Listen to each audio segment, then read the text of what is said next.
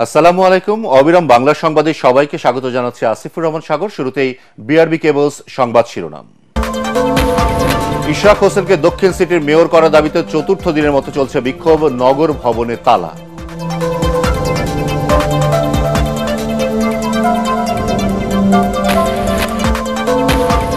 অন্তর্বর্তী সরকার ক্ষমতার মোহে আচ্ছন্ন কি না তা নিয়ে প্রশ্ন উঠেছে জনমনে। অভিযোগ তারেক রহমানের, নির্বাচনের রোডম্যাপ না দেওয়ায় সৃষ্টি হচ্ছে অস্থিরতা। বরগুনার নদীগুলোতে নিষিদ্ধ জাল দিয়ে অবাধে চলছে মাছ শিকার, ব্যাহত হচ্ছে বংশবিস্তার, কার্যকর পদক্ষেপ নেয়ার দাবি এলাকাবাসীর।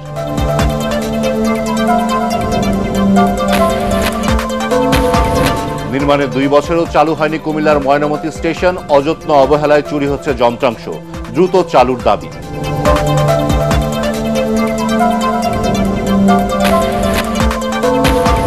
এবং মাদারীপুরে ধানের বাম্পার ফলনে খুশি কৃষকরা, ন্যায্য দাম পাওয়া নিয়ে সংশয়।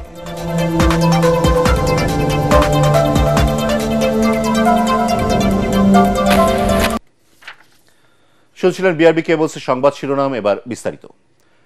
ইশরাক হোসেনকে দক্ষিণ সিটি কর্পোরেশনের মেয়র ঘোষণার দাবিতে গুলিস্তানে নগর ভবনের সামনে চতুর্থ দিনের মতো বিক্ষোভ সমাবেশ করছেন তার সমর্থকরা। এদিকে গতকালই বিক্ষোভধারা দক্ষিণ সিটির নগর ভবনে ফিরে তালা ঝুলিয়ে দেন। স্থানীয় সরকার উপদেষ্টা আসিফ মাহমুদ সজীব ভুঁইয়াকে নগর ভবনে অবাঞ্ছিত ঘোষণা করেন ঢাকাবাসী ও তার সমর্থকরা। দর্শক, এই মুহূর্তে গুলিস্তানের নগর ভবনের সামনে রয়েছেন সহকর্মী মুশফিকুর রহমান। আমরা সরাসরি চলে যাচ্ছি তার কাছে। মুশফিক, আন্দোলনকারীরা কি বলছেন, আমাদের বিস্তারিত জানান। সাগর, এই মুহূর্তে রয়েছি ঢাকা দক্ষিণ সিটি কর্পোরেশনের নগর ভবনের সামনে। যেমনটা আমার পেছনে দেখতে পাচ্ছেন যে নগর ভবনের সামনের এলাকাটা কিন্তু বেলা সকাল 10টার আগে থেকেই বেশ বিক্ষুব্ধ জনতায় ভরপুর হয়ে গেছে। ছোট বড় মিছিল নিয়ে কিন্তু ইশরাক হোসেনের যারা সাপোর্টার আছেন বা সমর্থক আছেন, বিএনপির নেতাকর্মী আছেন যারা, এবং ঢাকার প্রায় সর্বস্তরের জনগণই কিন্তু এখানে আছেন। তারা চতুর্থ দিনের মতো আন্দোলন করছেন। আন্দোলনে তাদের দাবি ইশরাক হোসেনকে যত দ্রুত সম্ভব মেয়র হিসেবে শপথ পাঠ করানোর আয়োজন করা, সেটা কিন্তু তাদের দাবি। কিন্তু সেটা না হওয়ায় তারা কিন্তু বেশ ক্ষুব্ধ প্রতিক্রিয়া জানাচ্ছেন। আমরা দেখেছি সকালে কিন্তু ছোট বড় মিছিল নিয়ে এখানে কিন্তু এসে সমবেত হতে থাকেন ঢাকা দক্ষিণ সিটি কর্পোরেশনের বাসিন্দারা এবং বিএনপি নেতাকর্মীরাও এখানে রয়েছেন। আমরা এসে যেটা দেখেছি, গতকালকে এখানে আন্দোলন চলাকালীন সময় তারা কিন্তু সচিবালয় ঘেরাও করার জন্য গিয়েছিলেন আন্দোলনকারীরা। তবে পুলিশের ব্যারিকেডের কারণে তারা কিন্তু প্রেস ক্লাবের পরে আর যেতে পারেনি, সেখান থেকে ফিরে আসতে হয়েছে। এর ফলে আন্দোলনকারীরা কিন্তু আবারও নগর ভবনের সামনে এসে নগর ভবনের যে মূল ফটক সেখানে কিন্তু তালা ঝুলিয়ে দেয়। আমি একটু দেখাতে চাইবো, নগর ভবনের মূল ফটকের সামনে কিন্তু তালা ঝুলিয়ে দেওয়া হয়েছে এবং এখনো পর্যন্ত কিন্তু নগর ভবনের সামনে তালা ঝুলছে আমরা দেখেছি। এবং আমরা জানার চেষ্টা করেছিলাম যে ভেতরে কোনো কর্মকর্তা কর্মচারী কি সকাল থেকে প্রবেশ করতে পেরেছে কিনা।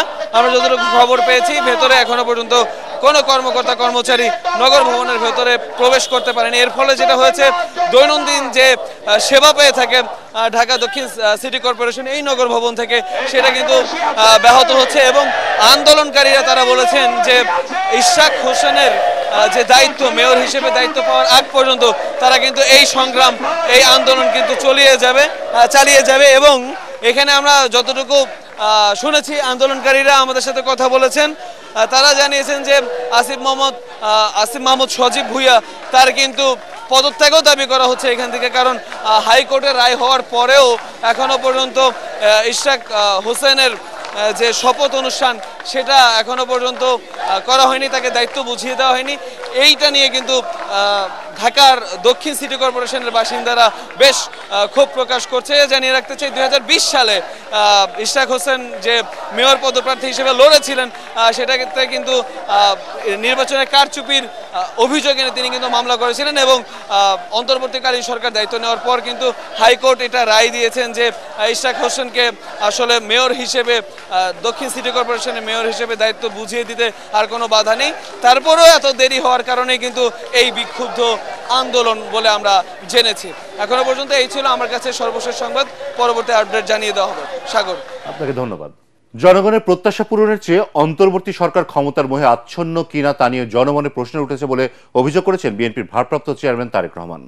রাজধানীতে এনডিএম এর প্রতিষ্ঠা বার্ষিকীর অনুষ্ঠানে যোগ দিয়ে তিনি বলেন, সরকার নির্বাচনের রোডম্যাপ না দেওয়ায় দেশে অস্থিরতা তৈরি হচ্ছে। জাতীয় নির্বাচনের দিন তারিখ ঘোষণাকে সরকার সুকৌশলে অভিনব শর্তের বেড়াজালে আটকে রেখেছে। জনগণের আকাঙ্ক্ষা বুঝতে ব্যর্থ হলে অস্থিরতা সামাল দেওয়া কঠিন হবে। কামরুজ্জামান রাজীবের রিপোর্ট। ফ্যাসিবাদ বিরোধী যুগপৎ আন্দোলনের অন্যতম শরিক দল ন্যাশনাল ডেমোক্রেটিক মুভমেন্ট এনডিএম এর প্রতিষ্ঠাবার্ষিকীর আলোচনা সভায় যোগ দেন গণতন্ত্র প্রতিষ্ঠার আন্দোলনে থাকা রাজনৈতিক দলের শীর্ষ নেতারা। এতে প্রধান অতিথি হিসেবে লন্ডন থেকে ভার্চুয়ালি যুক্ত হন বিএনপির ভারপ্রাপ্ত চেয়ারম্যান তারেক রহমান।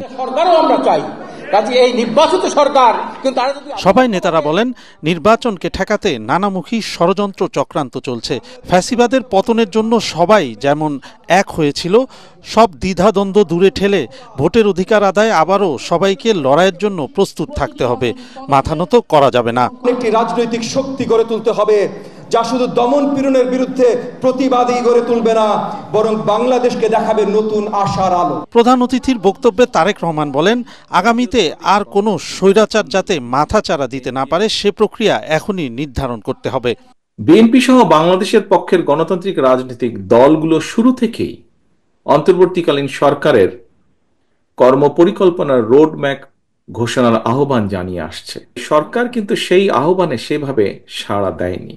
সরকার বরং জাতীয় নির্বাচনের সুনির্দিষ্ট দিন তারিখ ঘোষণাকে সুকৌশলে অল্প সংস্কার, বেশি সংস্কার এ ধরনের একটি অভিনব শর্তের বেড়াজালে বলা যায় আটকে দিয়েছে। সরকার জনগণের ভাষা, আশা, আকাঙ্ক্ষা উপলব্ধি করতে ব্যর্থ হলে দেশে রাজনৈতিক অস্থিরতা বাড়তেই থাকবে। আমরা মনে করি দেশে এভাবে অস্থিরতা বাড়লে এই সরকারের পক্ষে পরিস্থিতি সামাল দেওয়া কষ্টসাধ্যই হয়ে পড়বে। সরকারের সাম্প্রতিক বিভিন্ন কর্মকাণ্ডের কড়া সমালোচনা করে তারেক রহমান বলেন, সরকার জুলাই গণ অভ্যুত্থানের শহীদদের তালিকার চেয়ে করিডোর কিংবা বিদেশিদের হাতে বন্দর দেয়া নিয়ে ব্যস্ত। তাই জনমনে সরকারের উদ্দেশ্য নিয়ে প্রশ্ন জেগেছে। জুলাই আগস্টের হতাহতদের সঠিক তালিকা তৈরি করার চেয়েও অন্তর্বর্তীকালীন সরকারের কাছে করিডোর প্রদান কিংবা বন্দর ব্যবস্থাপনা বিদেশের হাতে তুলে দেওয়াটাকেই বেশি প্রাধান্য বলে মনে হচ্ছে। সরকার কি তাহলে হতাহতদের ব্যাপারে উদাসীন, নাকি ক্ষমতার মোহে আচ্ছন্ন? এটিও আজকে দেশের বহু মানুষের একটি বড় জিজ্ঞাসা। গণতান্ত্রিক রাজনৈতিক রীতিকে উপেক্ষা করে পরিস্থিতি ঘোলাটে না করে জাতীয় নির্বাচনের তারিখ ঘোষণার আহ্বান জানান তারেক রহমান। লোভ লাভের প্রলোভন থেকে মুক্ত থেকে অন্তর্বর্তীকালীন সরকার অচিরেই জাতীয় নির্বাচনের তারিখ ঘোষণা করে বাংলাদেশে জনগণের অধিকার প্রতিষ্ঠার দায়িত্ব পালন করবে। কামরুজ্জামান রাজীব, এটিএন বাংলা, ঢাকা। গণতন্ত্রের উত্তরণ এবং ভোটের অধিকার ফিরে পেতে জুলাই আন্দোলনের ছাত্র জনতার এত প্রাণ গেল, সেই ভোট আয়োজনে এত গড়িমসি কেন, এ নিয়ে প্রশ্ন তুলেছেন বিএনপির সিনিয়র যুগ্ম মহাসচিব রুহুল কবির রিজভী। তিনি বলেন, কবে সংস্কার শেষ হবে আর কবে নির্বাচনের তফসিল ঘোষণা করা হবে জনগণ তা জানতে চায়। শনিবার নরসিংদীর মনোহরদী উপজেলার হাতিরদিয়া ছাদত আলী উচ্চ বিদ্যালয় মাঠে আয়োজিত আরাফাত রহমান কোকো স্মৃতি ফুটবল খেলার সমাপনী অনুষ্ঠানে প্রধান অতিথির বক্তব্যে তিনি এসব কথা বলেন।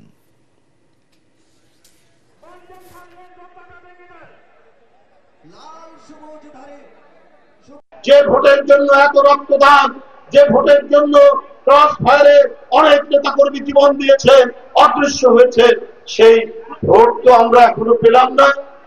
আমরা সেই আবাদ সুষ্ঠু নির্বাচন আমরা তো পেলাম না। এইটার জন্যই তো এত লড়াই, এত সংগ্রাম, যে জনগণ তার ইচ্ছা মতো যাকে ইচ্ছা তাদের প্রতিনিধি করবে, যাকে ইচ্ছা যে দলকে তারা সরকারে বসাবে। বরগুনায় সরকারি নিষেধাজ্ঞা অমান্য করেই জেলার বিষখালী, বলেশ্বর ও পায়রা নদীতে ছোট ফাঁস জাল ব্যবহার করে অবাধে চলছে মাছ শিকার। এতে মাছের স্বাভাবিক প্রজনন, বংশবিস্তার ও বৃদ্ধি ব্যাহত হচ্ছে। মৎস্য সম্পদ রক্ষায় কার্যকর পদক্ষেপ নেওয়ার দাবি এলাকাবাসীর। বরগুনা থেকে মোস্তফা কাদেরের প্রতিবেদন, জানাচ্ছেন জাহিদুল আলম। মৎস্য আইনে মাছের পোনা সংরক্ষণে 4.25 ইঞ্চির কম ফাঁস জাল ব্যবহার দণ্ডনীয় অপরাধ, কিন্তু আইনের তোয়াক্কা না করে 0.5 ইঞ্চির কম থেকে 1.25 ইঞ্চির এসব নিষিদ্ধ বাধা জাল, ঘোপ জাল, বেহুন্দি জাল ও কারেন্ট জালে নির্বিচারে ইলিশের পোনা ধরছেন বরগুনার জেলেরা। সরকারের নিষেধাজ্ঞা অমান্য করে জেলার 3টি নদীতে অসাধু জেলেরা অবৈধ জাল দিয়ে মারছেন কোটি টাকার ইলিশ সহ বিভিন্ন প্রজাতির মাছের পোনা। ইলিশের এই পোনাকে এলাকার হাট বাজারে চাপিলা মাছ বলে বিক্রি করছেন বিক্রেতারা। এছাড়া এই ইলিশের পোনা পরবর্তীতে শুটকি বানিয়ে বিক্রি করা হয়। বর্তমানে যে পরিমাণে পোনা নিধন হচ্ছে তাতে আগামী মৌসুমে ইলিশ মাছ আহরণে চরম সংকট দেখা দেবে বলে শঙ্কা দেখা দিয়েছে। কারেন্ট জাল, বেন্দি জাল, গলা জাল, এই যে মাছগুলো ছোট ছোট মাছগুলো যে মাঝিয়ে ফেলায়, আমরা 65 দিন বাদে আমরা দমকি পাবলিক আমতলি, তালতলি, তারপরে সহিনা, নিদ্রা, পাথরঘাটায় তারা অবৈধভাবে ঝাটকা মাছ ধরতেছে। জাইলারা তো যে লকডাউনে অনেক জাইলারা বসে রয়েছে, কেউ কারেন্ট জাল দিয়ে মাছ ধরতেছে, তো এই অবরোধের লাভ হয়েছে কি? ছোট পোনা মাছ যারা মারে কারেন্ট জালে, যারা শিকার করে, আসলে তাদেরকে আইনত ব্যবস্থা নেওয়া উচিত। তবে মৎস্য সম্পদ রক্ষায় কার্যকর পদক্ষেপ নেয়ার আশ্বাস দিয়েছেন জেলা মৎস্য কর্মকর্তা। যে তথ্যগুলো দিলেন এটা আমার অজানা, আমি আজকেই ব্যবস্থা নেব এবং আমাদের এখানে আইনের বাইরে কোনো কাজ করার সুযোগ নেই। মাছের প্রজনন বৃদ্ধি ও মৎস্য সম্পদ রক্ষায় প্রশাসনের নজরদারির মাধ্যমে নিষিদ্ধ জাল বন্ধ করার দাবি স্থানীয়দের। Bureau report, ATN Bangla. নির্মাণে 2 বছর ধরে বন্ধ কুমিল্লার ময়নামতি স্টেশন। নান্দনিক নকশার আধুনিক মানের স্টেশনে যাত্রীদের সেবায় সব আয়োজন থাকলেও থামে না ট্রেন, মিলছে না যাত্রী সেবা। এ সুযোগে চুরি হচ্ছে স্টেশনের যন্ত্রাংশ, অযত্নে নষ্ট হচ্ছে আসবাবপত্র, আর রাতে পরিণত হয় অপরাধীদের স্বর্গরাজ্যে।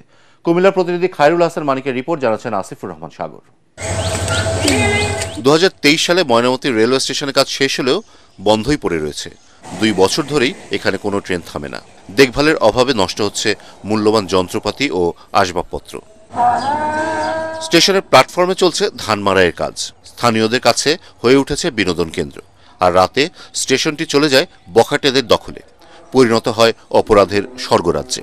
এখানে যদি ট্রেন থামতো তাহলে অনেক মানুষের বিভিন্ন সুবিধা হইতো, এখানে সবাই আসতে পারতো বা যাতায়াতটা খুব ভালোই হইতো। এখানে ট্রেন থামলে দেখা যাচ্ছে আশেপাশের মানুষ এদিকে দাঁড়াতে পারে না, অনেক দূর যাইতে হয়। এখানকার মানুষরা কিন্তু এখানেই দাঁড়াতে পারত। এটা বন্ধ থাকার কারণে এটার অলরেডি লাখ লাখ টাকার অনেক যন্ত্রাংশ অলরেডি চুরি হয়ে গেছে।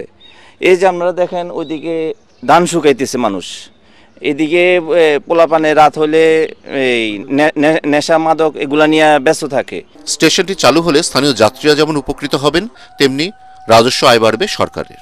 এখানে যদি ট্রেন প্রতিনিয়ত থামতো, এদিকে আমাদের অনেক যাত্রীরা, কুমিল্লা সিটির অনেক যাত্রীরা সুবিধা হতো। এখানে যদি আমাদের ট্রেন যদি থামতো তাহলে আমাদের সরকারের জন্য অনেকটা উপকার হতো, আর মানুষের জন্য আরো বেশি উপকার হতো। রেল কর্মকর্তারা বলছেন, জনবল সংকটের কারণেই চালু হচ্ছে না স্টেশনটি। আসলে লোকবল সংকটের জন্য তো লোকবল দিতে পারতেছে না দেখে হয়তো চুরিটা বেড়ে গেছে আর কি। এই জন্য তো আসলে লোকবল যদি না দেওয়া হয় আসলে এগুলো ঠেকানো আসলে খুবই দুরূহ ব্যাপার। তো ঊর্ধ্বতন কর্তৃপক্ষের আসলে চূড়ান্ত সিদ্ধান্ত। আর লোকবল সংকট আছে বর্তমানে, এগুলো সংকট থাকাতে বিশেষ করে স্টেশনগুলো বন্ধ। ময়নামতি স্টেশনটি দ্রুত চালুর দাবি এলাকাবাসীর। Bureau report, ATN Bangla. চলতি মৌসুমে মাদারীপুরে ধানের বাম্পার ফলন হয়েছে। ফসল ঘরে তোলার কাজে ব্যস্ত সময় পার করছেন কৃষকরা। তবে উৎপাদন খরচ বেশি হয়, ন্যায্য মূল্য পাওয়া নিয়ে আছেন শঙ্কায়। মাদারীপুর প্রতিনিধি এসআর শফিক স্বপনের পাঠানো তথ্যচিত্রে ডেস্ক রিপোর্ট। যতদূর চোখ যায় সোনালী ধানের ক্ষেত। মাদারীপুর জেলায় এবার ধানের বাম্পার ফলন। পাকা ধানের শীষে মিশে রয়েছে কৃষকের স্বপ্ন। এবছর জেলায় 33,770 হেক্টর জমিতে ধান আবাদের লক্ষ্যমাত্রা নির্ধারণ করা হলেও 32,780 হেক্টর জমিতে ধান চাষ হয়েছে। আবহাওয়া অনুকূলে থাকায় এবার ফলনও হয়েছে ভালো। ঠিকমতো ফসল ঘরে তুলতে পারলে মাদারীপুরে এবার 1,45,921 মেট্রিক টন চাল উৎপাদনের আশা কৃষি বিভাগের। ধানের উৎপাদন স্বাভাবিক রাখতে এবছর 22,000 কৃষককে প্রণোদনা দেওয়া হয়েছে বলে জানায় স্থানীয় কৃষি বিভাগ। 10,000 কৃষককে 2 কেজি করে উচ্চ ফলনশীল ধান বীজ, আর 12,000 কৃষককে 5 কেজি করে বোরো ধান বীজ, 10 কেজি ডিএপি ও 10 কেজি এমওপি সার দেওয়া হয়। এ মৌসুমে সার, বীজ, কীটনাশক ও ডিজেল সহ সবকিছু সহজে মিলেও দাম বেশি হয়, উৎপাদন খরচ বেড়েছে বলে জানিয়েছেন কৃষকরা। ফলন দেখে খুশি তারা। তো ধান এখানে ভালো হয়, কিন্তু এখানে চুন সারের দাম যদি একটু কম হয়, কীটনাশকের দাম যদি একটু কম হয়, তাহলে আমাদের অনেকটা সুবিধা হয়। যে খরচ করে যে লাগাইছি খরচের টাকা আমার আসবে না, লোকসান দেবে আমার। কৃষি অফিসে গেছি, এরা আইয়া দেখে নাই, আমার ধানের ফলনে এবার লস। আর ধানের দাম যদি না বাড়ে তাহলে কৃষকেও লাভজনক হইতে পারবো না। স্থানীয় কৃষি বিভাগ বলছে উচ্চ ফলনশীল ধান চাষ করায় ফলন ভালো, তবে অতিরিক্ত দাবদাহে ধানের শীষ নষ্ট হলেও তাতে ক্ষতি হয়নি কৃষকের। বড় ধান যেটা মাঠে ছিল সেটা কৃষকরা আসলে কাটতে শুরু করেছে এবং বলা যায় যে এখন অব্দি আমাদের প্রায় 80% প্রায় 80% জমির ধান কিন্তু কাটা হয়ে গেছে এবং আমাদের যে লক্ষ্যমাত্রা ছিল সেই লক্ষ্যমাত্রা আমরা মনে হয় এবার অর্জিত হয়েছে যথাযথভাবেই। ভালো ফলনের পরে ধানের ন্যায্য দামের প্রতীক্ষায় মাদারীপুরের কৃষকরা। Bureau report, ATN Bangla. যশোরের আদ্দিন সকিনা মেডিকেল কলেজ হাসপাতালে অনুষ্ঠিত হয়ে গেল বর্জ্য ব্যবস্থাপনা বিষয়ক ওরিয়েন্টেশন। আদ্দিন ওয়েলফেয়ার সেন্টার এবং যুক্তরাজ্য ভিত্তিক উন্নয়ন সংস্থা সাইট সেভার্স যৌথভাবে এর আয়োজন করে। এতে প্রধান অতিথি ছিলেন Jessore civil surgeon doctor Masud Rana. এ সময় বক্তারা বলেন, হাসপাতালে থেকে রোগীদের ইনফেকশন প্রতিরোধে বর্জ্য ব্যবস্থাপনা খুবই গুরুত্বপূর্ণ। পরিবেশ সুরক্ষায় এবং পরিষ্কার পরিচ্ছন্নতা রক্ষায় আদ্দিন সকিনা মেডিকেল কলেজ হাসপাতাল শীর্ষস্থানে রয়েছে বলে মত দেন বিশেষজ্ঞরা। হাসপাতাল পরিচালক ডাক্তার ইমদাদুল হকের সভাপতিত্বে অনুষ্ঠানে আরও উপস্থিত ছিলেন সাইট সেভার্সের প্রতিনিধি আল মামুন, আদ্দিন চক্ষু প্রকল্পের এজিএম রবিউল হক সহ হাসপাতালের বিভিন্ন স্তরের কর্মকর্তারা। এবারে জানিয়ে দেব খেলার খবর।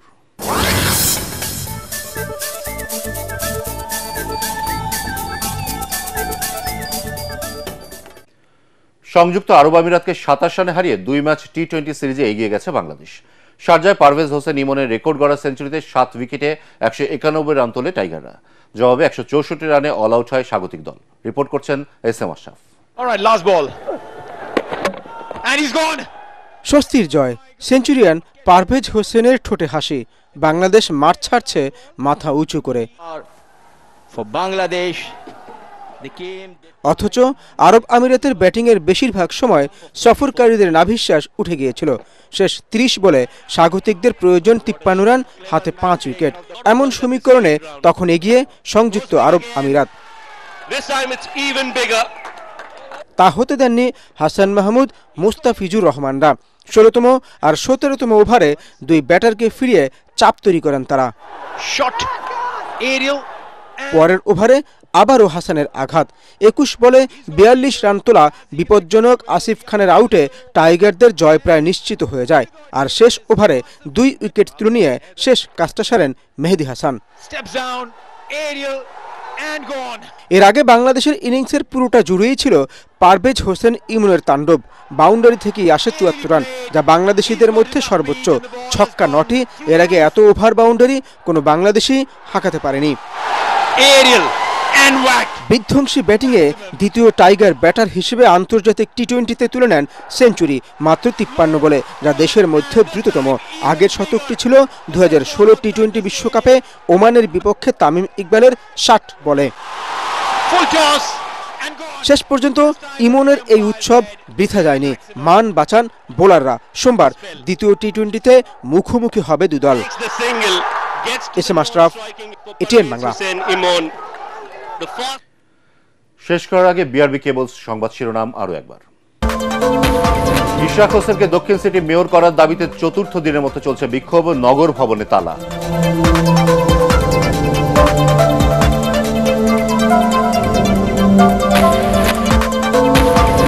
অন্তর্বর্তী সরকার ক্ষমতার বয়ে আচ্ছন্ন কিনা তা নিয়ে প্রশ্ন উঠেছে জনমনে। অভিযোগ তারেক রহমানের। নির্বাচনের রোডম্যাপ না দেওয়ায় সৃষ্টি হচ্ছে অস্থিরতা।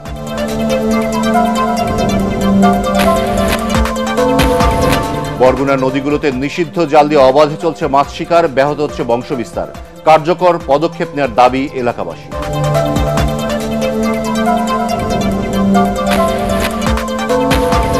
নির্মাণে 2 বছরেও চালু হয়নি কুমিল্লার ময়নামতি স্টেশন। অযত্ন অবহেলায় চুরি হচ্ছে যন্ত্রাংশ। দ্রুত চালুর দাবি।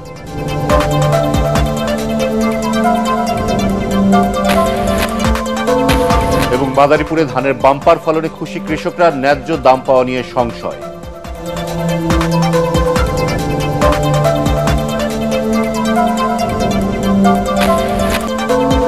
পরবর্তী সংবাদ দেখার আমন্ত্রণ জানিয়ে এখনকার মতো শেষ করছি। এটিএন বাংলা সংবাদ ইউটিউবে দেখতে ব্রাউজ করুন youtube/ATN Bangla News।